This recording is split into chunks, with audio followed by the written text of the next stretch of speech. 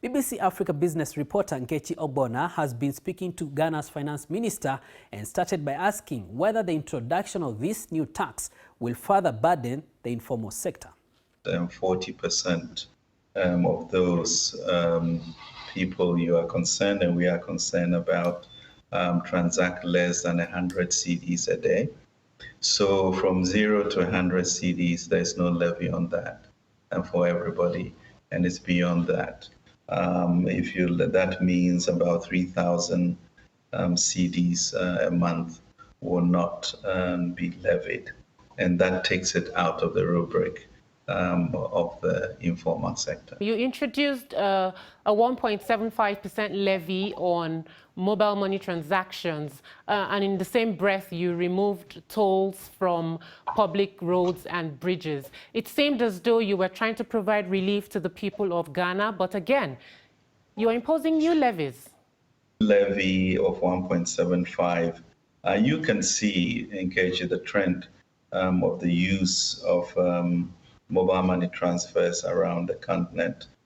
For Ghana, we've moved from maybe 78 billion in 2016, just under 5 years, to close to $500 billion Ghana cedis at that point in time.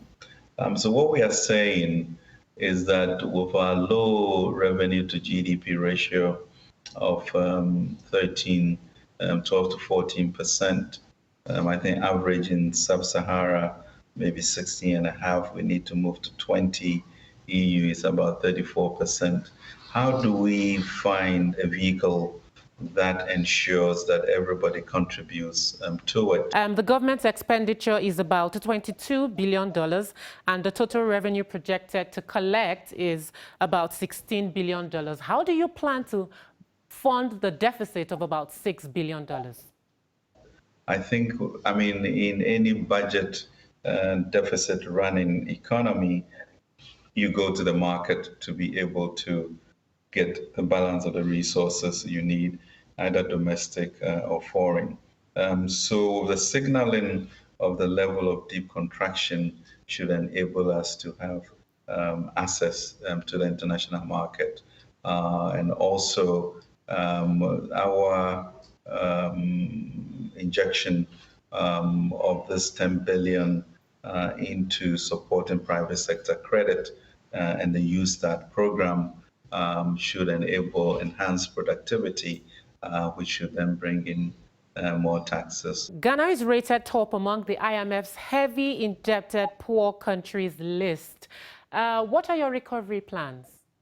I think we will look at our debt profile in the coming year, and also find means of doing liability management to make sure that we don't have any liquidity problems going forward.